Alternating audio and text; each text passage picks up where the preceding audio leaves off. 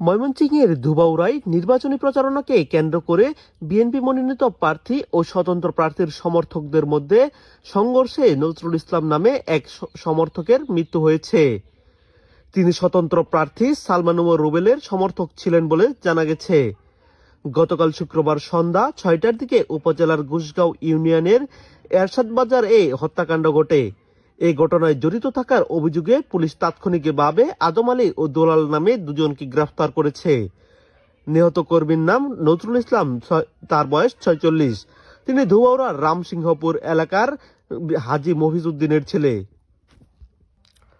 Police ও স্থানীয় সূত্রে জানা যায়, গতকাল সন্ধ্যায় এরশাদ বাজারে স্বতন্ত্র প্রার্থী ও বিএনপি নেতা সালমান ওমর রুবেলের একটি নির্বাচনী অফিস উদ্বোধনের প্রস্তুতি চলছিল। এ সময় বিএনপি মনোনীত প্রার্থী সৈয়দ এমরান সালে প্রিন্সের সমর্থক রোমান সহ একদল কর্মী সেখানে উপস্থিত হয়। অফিস উদ্বোধন নিয়ে উভয় পক্ষের মধ্যে কথা কাটাকাটির এক পর্যায়ে রোমান দেশি অস্ত্র চাকু দিয়ে নজরুল ইসলামের উপর হামলা চালায়। বুকের বাঁ পাশে গুরুতর আঘাতপ্রাপ্ত হয়ে নজরুল মাটিতে লুটিয়ে পড়লে স্থানীয়রা তাকে উদ্ধার করে দ্রুত ধুবাউড়া উপজেলা স্বাস্থ্য কমপ্লেক্সে নিয়ে যান। সেখানে চিকিৎসক তাকে মৃত ঘোষণা করেন। ময়মনসিংহের অতিরিক্ত পুলিশ সুপার মোহাম্মদ আশরাফুল করিম ঘটনার সত্যতা নিশ্চিত করে সমকালকে দেওয়া এক খবরে জানান, খবর পেয়ে ধুবাউড়া থানা পুলিশ দ্রুত ঘটনাস্থলে পৌঁছে পরিস্থিতি নিয়ন্ত্রণে আনে। হত্যাকাণ্ডের পরপরই এলাকায় অভিযান চালিয়ে হামলার নেতৃত্ব দেওয়া আদম আলী ও দুলালকে গ্রেফতার করা হয়। বর্তমানে এলাকায় থমথমে পরিস্থিতি বিরাজ করায় অতিরিক্ত পুলিশ মোতায়েন করা হয়েছে। হত্যাকাণ্ডের বিষয়ে স্বতন্ত্র প্রার্থী সালমান ওমর রুবেল বলেন, আজকের এই ঘটনা কোনো বিচ্ছিন্ন ঘটনা নয়।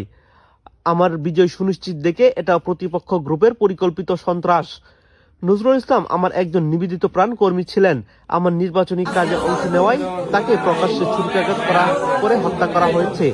এ বিষয়ে স্বতন্ত্র এমপি প্রার্থী সালমান ওমর রুবেল বলেন, সৈয়দ এমরান সালে প্রিন্স ভাই ও তার কর্মী সমর্থকরা আমাকে বারবার হুমকি ধমকি দিয়ে আসছেন আমি যেন নির্বাচন থেকে সরে যাই।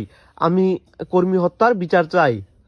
বিএনপির যুগ্ম মহাসচিব সৈয়দ এমরান সালে প্রিন্স বলেন, যারা হত্যাকাণ্ডের সঙ্গে জড়িত এবং যিনি হত্যার শিকার হয়েছেন তারা সবাই বিএনপির কর্মী। নজরুল স্বতন্ত্র প্রার্থীর রুবেলের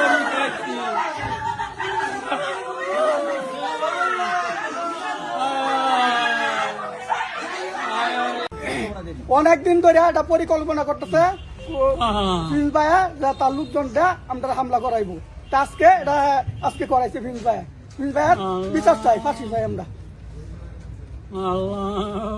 ঝামেলা হয়, ঝামেলার এক পর্যায়ে তাদের উপর হামলা করা হয় এবং এই হামলায় নজরুল ইসলাম নামে একজন ব্যক্তিকে চাকু দিয়ে আঘাত করা হয় এবং তাকে হাসপাতালে আনার পরে তিনি হাসপাতালে আহত অবস্থায় মৃত্যুবরণ করেন।